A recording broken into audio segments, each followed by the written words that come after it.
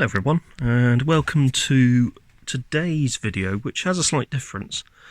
So I've got a couple of projects which I'm going to be starting back up again, mainly because I've got parts to finish them off. But before I do that, I wanted to, well, not get that label off properly, but I wanted to take a look at this book, which I've had for a number of years. This isn't my original copy. This copy actually came slightly later. But when I was younger, I was absolutely fascinated by the Sunday Times book of Do-It-Yourself. I nicknamed it the toilet book because I was obsessed with plumbing at the time. And I'll be honest with you, I still find plumbing and drainage very interesting to this day. So this book was originally published in 1976, it's reprinted in 78 and 79, updated and reprinted in 1980, and then reprinted in 1981 and 1982. So this one is a copy from 1982, and I think my original was a copy from 1982. Here are the contributors. Not sure I know who any of these people are. There are some names in here which are familiar. The British Wood Preserving Association, Berger Paints, ICI Paints Division, the London Brick Company, Rentokil, and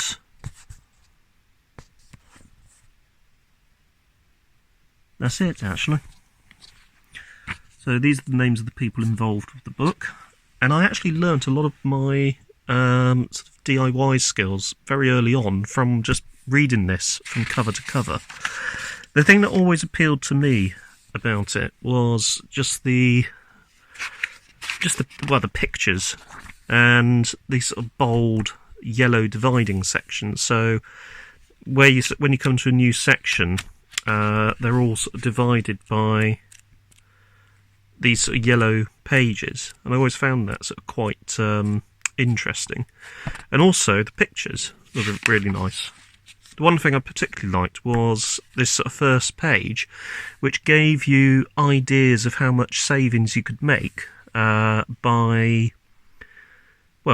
fixing things and insulating things. These prices now are way out of date. I mean, if I could replace all gutters and materials and spend £191 replacing all of my gutters with a builder's bill, a builder's bill of £260, I'd be very happy with that. £260 to replace all my gutters, yes please. £191 if I do it myself, yeah, happy with that. £46 for, no, hang on a minute, scaffold, £23 for the scaffolding, yeah, go for it. What have we got here? Tiles, so that's £19 to £36.50 to replace tiles. Replace broken windows, £8.75. It's just astonishing. Exterior painting, £351 at the most expensive. Paint and paper dining and sitting rooms, £612 or £700 if you get a builder to do it. You couldn't get it done for that these days, I don't think. It would cost a lot more. But obviously this is, from many years ago, so inflation has obviously changed things somewhat. This was one I liked as well, because this showed what was sort of hidden within your house. So it would sort of take a typical house of the era, and it would show you, the pipe work. So it would show you here, for example, that the cold feed for the bath, the sink and the toilet come from a tank in the loft. Some houses actually have these fed by mains, water. Houses like the one I live in, the one I own at the moment, are actually fed from a tank in the loft. So when I was younger, you were always told not to drink the water from the sink in the bathroom or the bath, but only to use the kitchen sink. And that's why, because it was fed from that tank in the roof. Obviously, you've got a water cylinder as well, so that's supplying your hot water. That's to all of the house. and then you had a header tank for the hot water cylinder. And modern systems I don't think actually use this, but the system that we got here actually uses this 2-tank in the roof setup and the hot water cylinder. And there's a coil of pipe inside the hot water cylinder that's used to warm up the water for the central heating. Then you have drainage. So this actually shows the drainage for the toilet on the outside of the house. Modern houses have all of this included internally, but it shows it going through into the inspection chamber, to a final inspection chamber, and then out to the street. Then obviously there's the water main. There's the main coming into the house. That comes onto the rising main, and then obviously that's your water supply for the house. Also gives you quite a bit of information about what you have roof-wise and how the roof is constructed. So fascia boards, guttering, soffits, and then obviously these brackets on the soffits.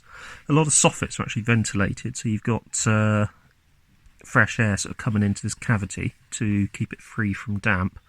And then you have obviously the cavity wall here, and usually there's something on top there as well. A lot of people have had this cavity actually filled, but it really depends on the age of the house whether it's safe to do that. And obviously you have these air bricks for ventilation.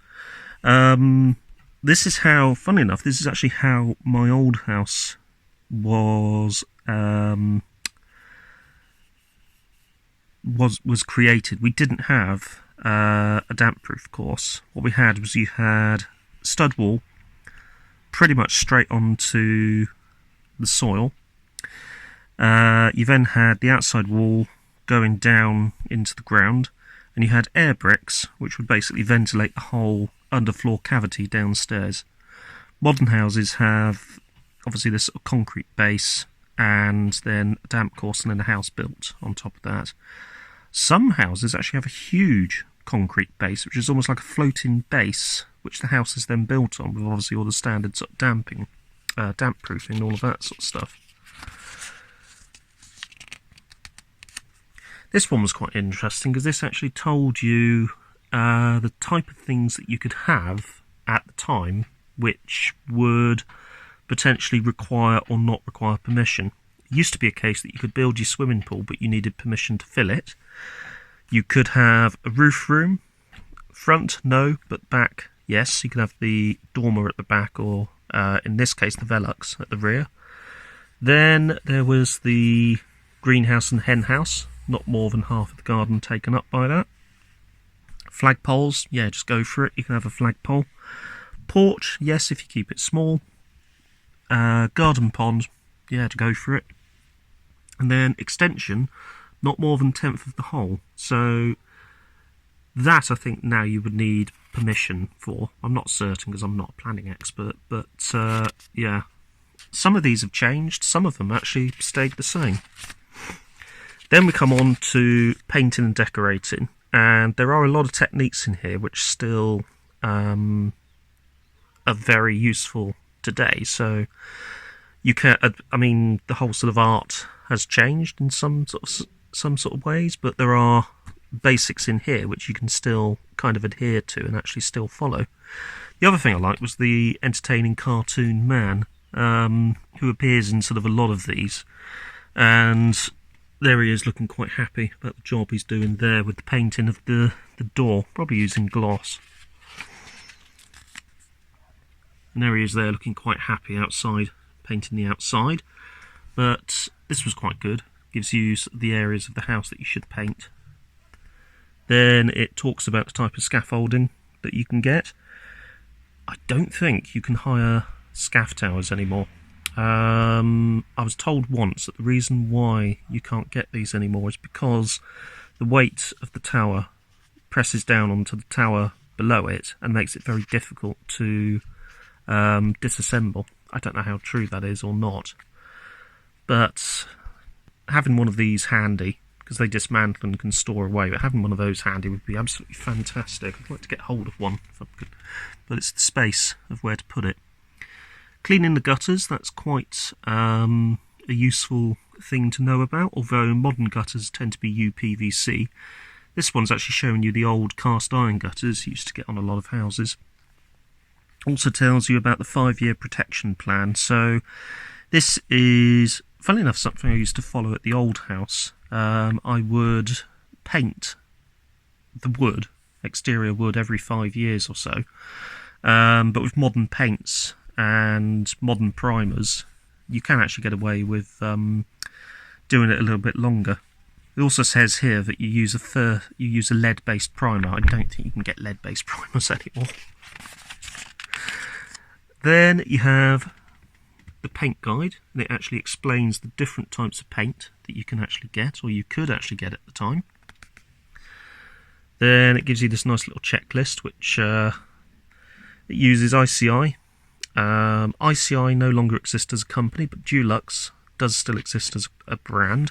Berger I haven't heard of in years. Crown still exists as a brand as well, so it's really sort of Crown and Dulux that are still here. These are the type of defects that you can get with improperly prepared surfaces, and this is how to decorate in a stairwell.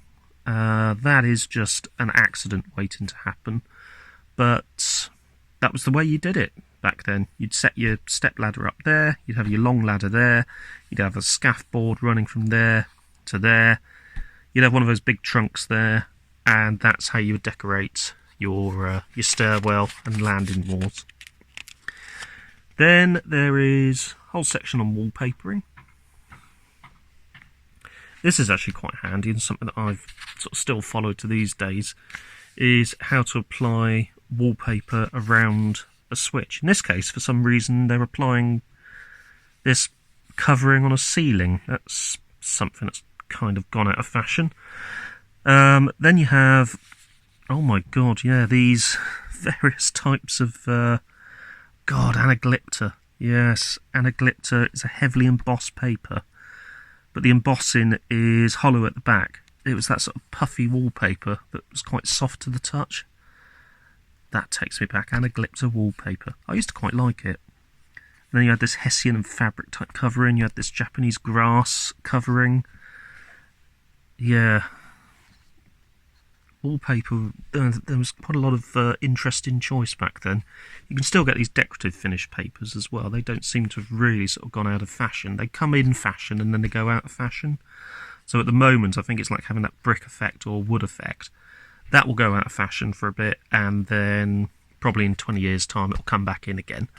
That was in fashion for a short time, and it's never been in fashion again, I don't think. Insulation, that's an important one. So this actually talks about the kind of savings that you can make if you have the house insulated. Now you have the man there with some insulation.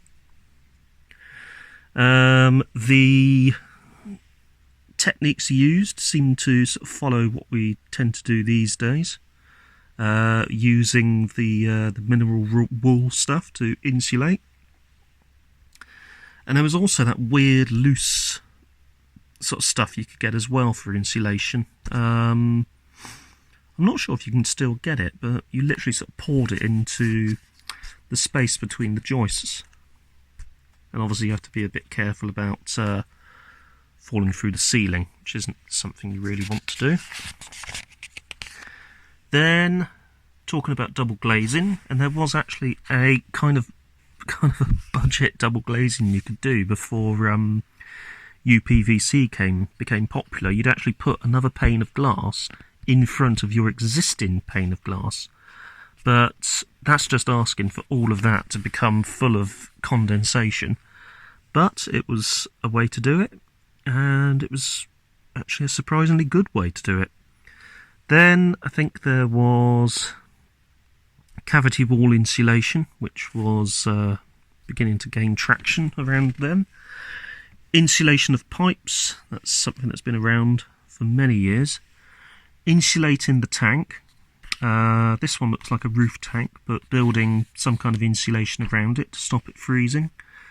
Insulating and lagging the tank, and again lagging the water cylinder.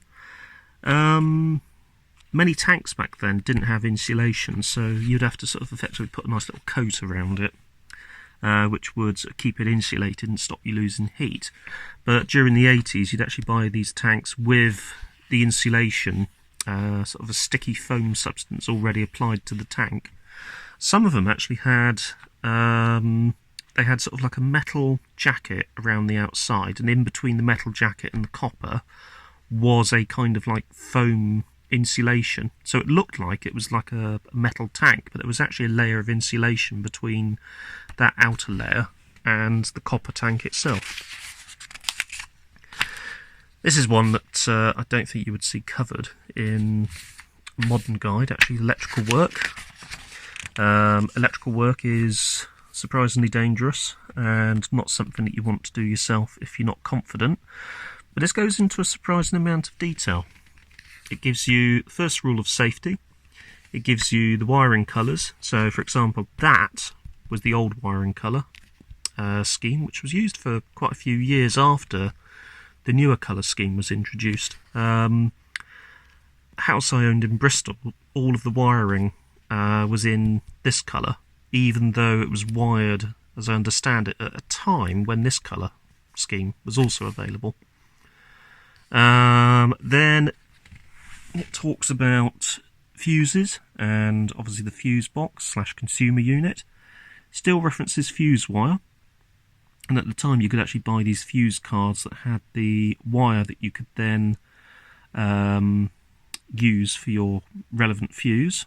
Nowadays we just have these circuit breaker things, which is a lot easier. Then there's a whole section on wiring a plug, which is a very useful skill to have. If you're going to learn nothing else about electrics, learning how to properly wire a plug is actually a really good skill to have.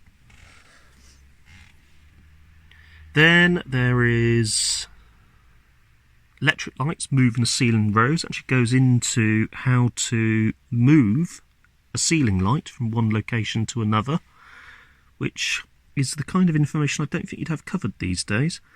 Then there's this whole section about installing a socket. So section there about actually going into the wall, pulling the cable through from under the floorboard and bringing it up past the skirting, which is quite interesting actually. I don't think you'd want to undertake that yourself, but you know, these were sort of things that a lot of people did themselves sort of back in these days. Then there was obviously this warning section as well. I always found that quite amusing, but it does get the message across quite effectively. And then there is obviously wiring through into a workshop or garage. I wouldn't follow the instructions here these days because I've got a feeling you need an extra consumer unit or something like that for the garage. Again, also doing anything with the consumer unit, I would entrust that to an electrician. Arguably, if you have the skills, you could run your correct gauge cabling up to the consumer unit and then have an electrician come connect it and commission it, and obviously test that it is good to go. But really, all of this, it's very interesting, or I personally find it interesting, and it certainly did give me a lot of information, skills, etc., which I still have and use to this day. This is an interesting one, how to pull the cable through. And this is something I always liked. How much various electrical appliances cost. So 1 unit of electricity, we used to measure it in units.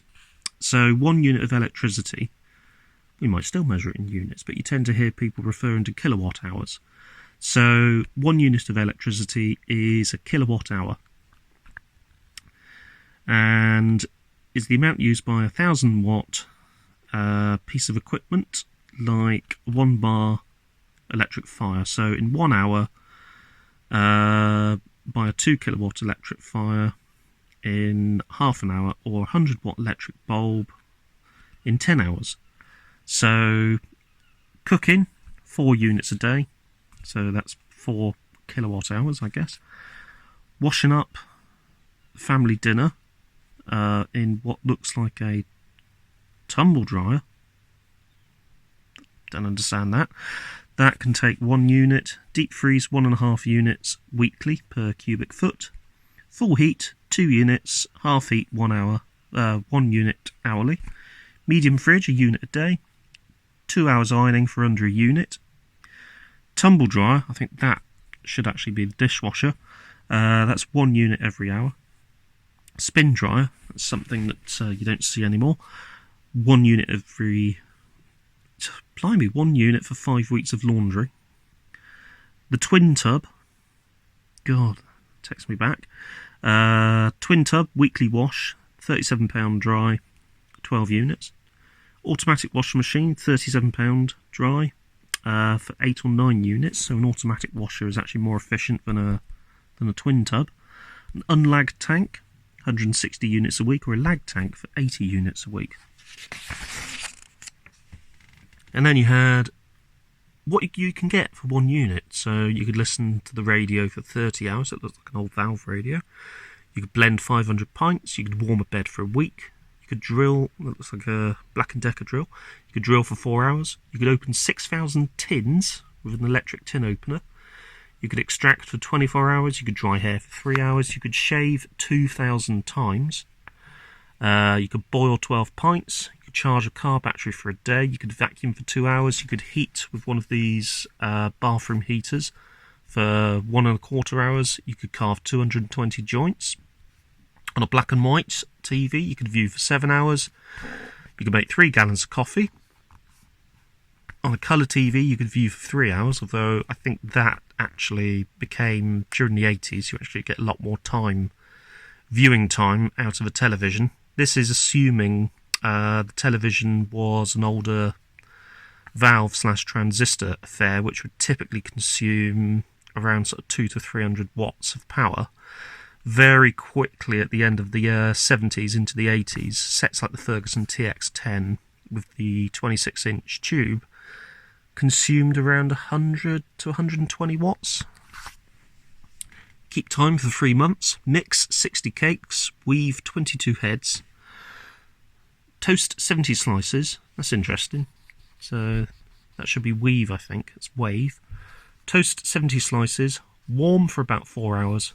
Playback for 24 hours. Sew 11 dresses. And light the 100-watt bulb for 10 hours. Things have got a lot more energy efficient these days, although the cost of energy is a lot more expensive. Now the plumbing section, that was the bit that always interested me. Sort of talking about the sort of plumbing and drainage, and this is really the reason why I named it the toilet book, because this would actually sort of talk about, well, rodding, so clearing drains, fitting copper pipe, and my favourite bit, plumbing in the toilet. Look at that. There you go. Got the toilet plumbed in. Got some plumber's mate over there. This is actually quite an old-fashioned toilet. Newer ones tend to be like that. And this was something I always found fascinating. So, the toilets that we use in this country, in the UK, are traditional washdown pans. You may have ones with a close coupled cistern, so the cistern effectively sits there, but they still have a P-trap, and they are still a washdown pan. This was a short-lived fad in this country, but in America these are used extensively, and they're called the siphonic washdown pan. They're claimed to be more efficient, but what would actually happen is you would generally sort of find problems in this S-trap. You would get more blockages in the S-trap, which was to make the toilet a similar size. It was a narrower diameter trap. You'd actually have 2 traps. You'd have your main trap here, and then you'd have another trap there. And what it did was when you flushed, it would create effectively a siphon effect, which would then literally suck all the water out of the pan down off into the drain, and then a small amount of water would come back down to fill this back up again. It looked impressive, but they were very short-lived, and nearly every toilet that you would see in this country is just going to be a traditional P-trap based affair. Then there was this whole section about tiling, with the style of tile that was quite popular around the time, that sort of mock marble effect. And then there was the whole section about fitting a shower, plumbing in a washing machine, doing a little bit with your guttering and these different types of guttering that you could actually get, and also how to fix your guttering as well. And these central roof gutters. So a lot of, sort of terraced houses, sort of Edwardian, Victorian terrace houses, have this sort of arrangement where you've got one pitch coming down, the other pitch coming down, and this whole section here, which is effectively drainage, and that would then go off and drain into a standard gutter. This is something that we had at a house that I grew up at. That was something called a soakaway. So all of the water from the gutters would effectively go way into the back garden, and somewhere in the back garden we had a soakaway. I mean, the house itself was built in 1910, 1920 or so. So we did unearth some of the clay pipes in the back garden that were sort of running down, and we think they either went to a soakaway or they emptied into the Reen, which ran next to the house. And then we had a section on doors, about how to hang a door, which was quite useful. How to fit a sliding door to save space.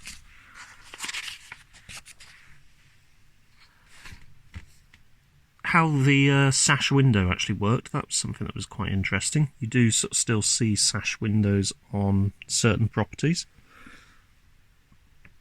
There was a trend to replace them, but as time has actually gone on, they've been reinstated because they are quite sort of a period accessory. Louvre windows.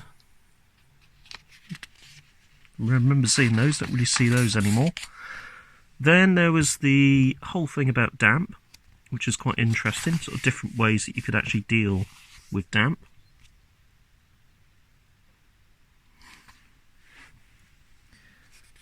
Then the whole section about repairing various problems that you may have with your walls. And how to divide a room.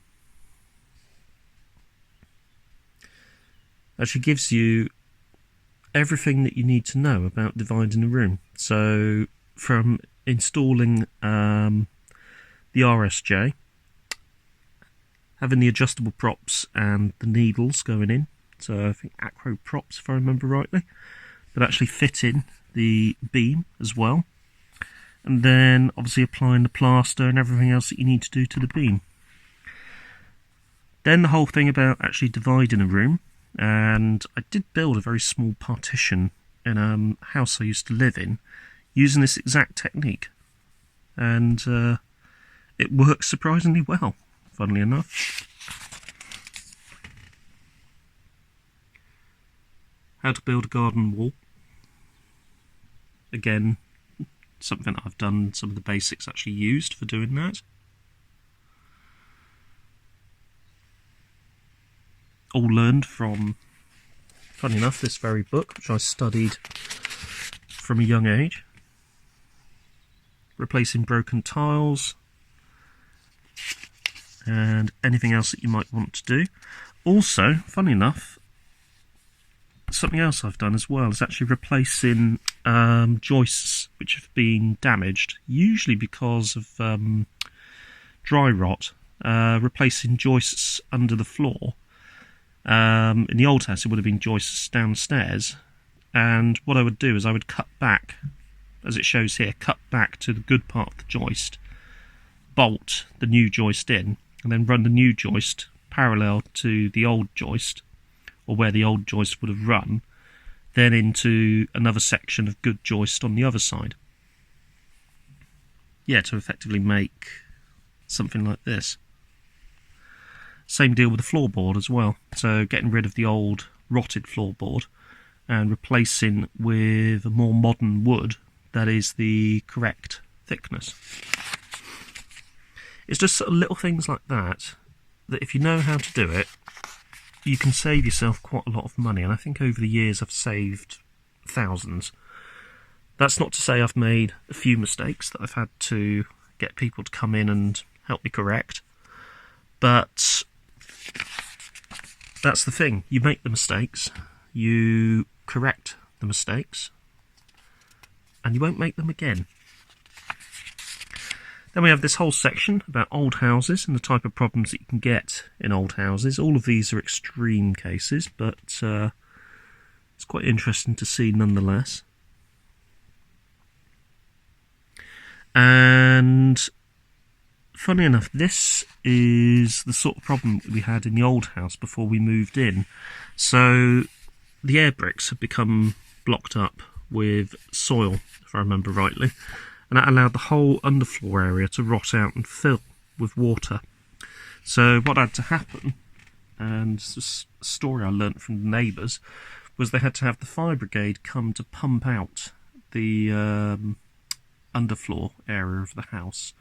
They had to replace quite a few joists and other things, and they then removed all the soil from in front of the air bricks, replaced it with gravel. That no longer went above the air bricks, and the problem was resolved. It never filled up with water or rotted out again. There was a little dry rot in certain parts of the flooring, which I was able to correct using obviously the techniques shown on a previous page. But we never had any problems after that.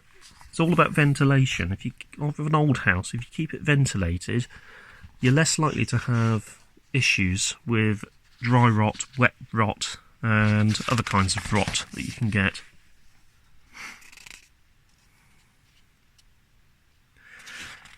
And then you've got the different types of houses that you could, different types of older houses that you could get. And then there was a section about the various tools that you could get for yourself, which would be quite handy. And also the different types of screws that you could get as well. Then a whole section about shelves. And then, actually this is quite good, a whole section about building kitchen units. And then this whole glossary section on various different building terms, which I won't dwell on. Then a whole section about the different types of materials that you can get, which is quite useful.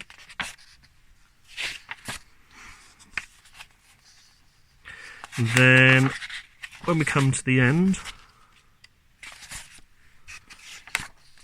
we have obviously something to do with the metric system, so there's conversions that you could use, and obviously the index as well.